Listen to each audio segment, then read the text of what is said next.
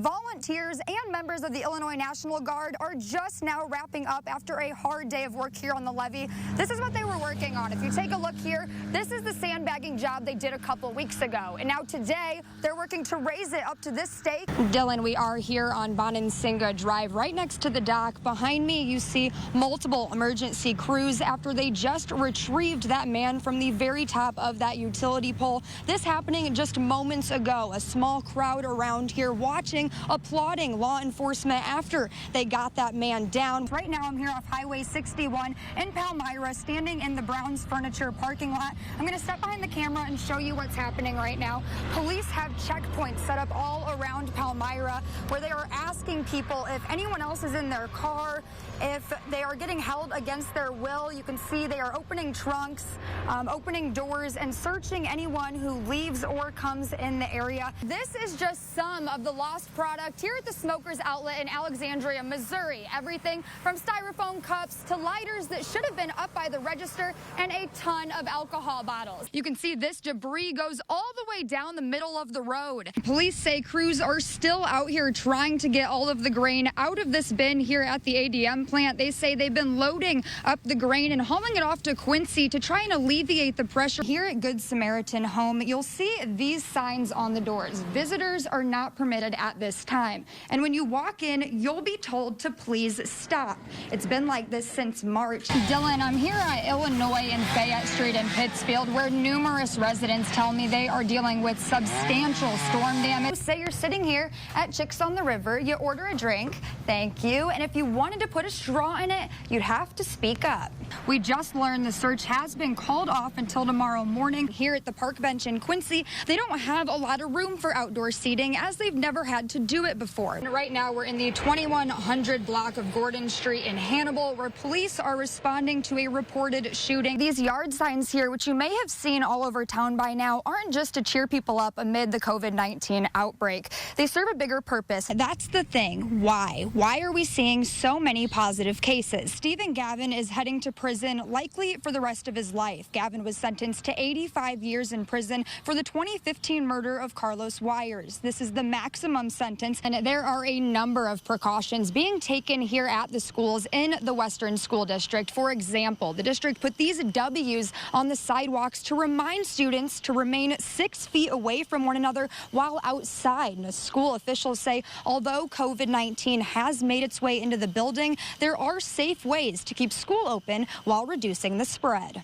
Employees here at Fatback's Barbecue say when customers come to this window and want meat, it's been difficult to give it to them. They say the meat shortage has already caused them to adjust their hours, and now they're worried for the future as their business is already taking a huge hit.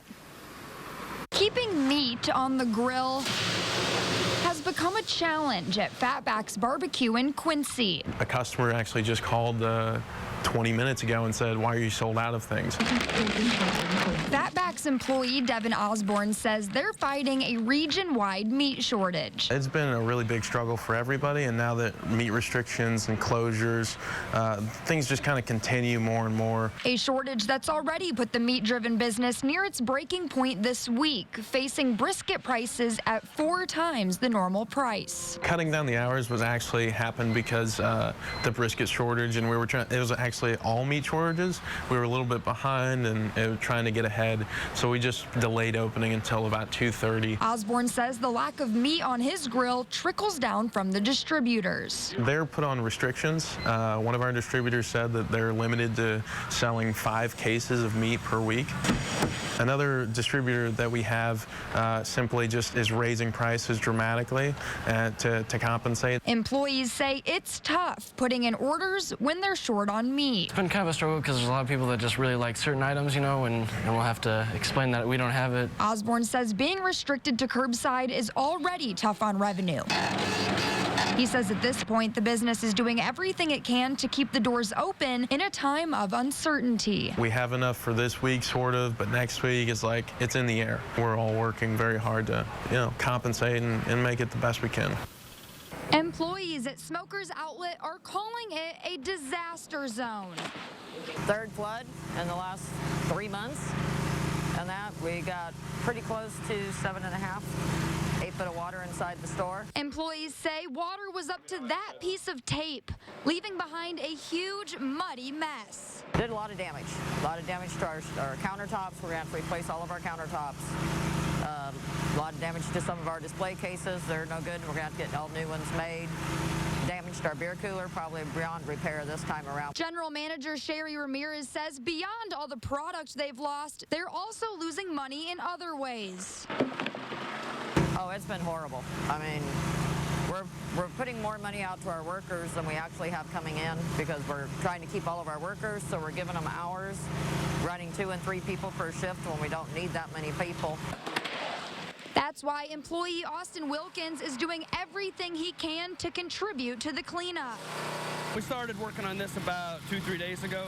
Started off with about 2 feet of mud in there. Now we're down to just squeeging out the water, power washing. Ramirez says this flood season did more damage than they anticipated. For the whole 3 months, I tell you, between revenue and loss of product, damage to the buildings, he's probably looking at over $1 million.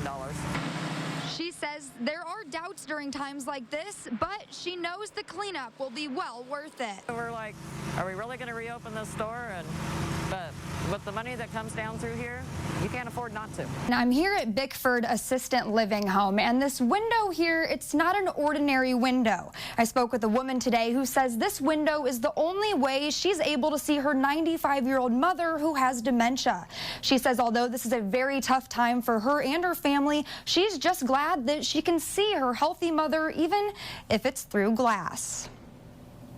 We love you and we miss you, and we will get through this together. There's a glare between Pam Schaefer and her 95-year-old mother tonight, but Schaefer says that's okay. Making these visits here through the window, she at least gets to see us, and she really seems to like that. Faye is one of many residents who, as a precaution, are being isolated inside due to the coronavirus. This means no family members can come visit, which is why Schaefer is getting creative. We want you to keep smiling. Schaefer says it's been difficult for her entire family. She says she's glad that Mom seems to be in good spirits. I really appreciate it, Pam. Well, I just would expect nothing different from you. Oh.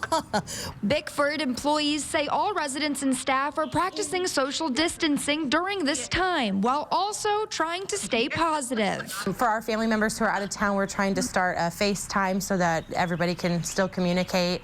And a big goal is to make sure that our residents are happy, so we are still doing activities. Schaefer says her mom has dementia, but is doing well and has certainly not lost her sense of humor.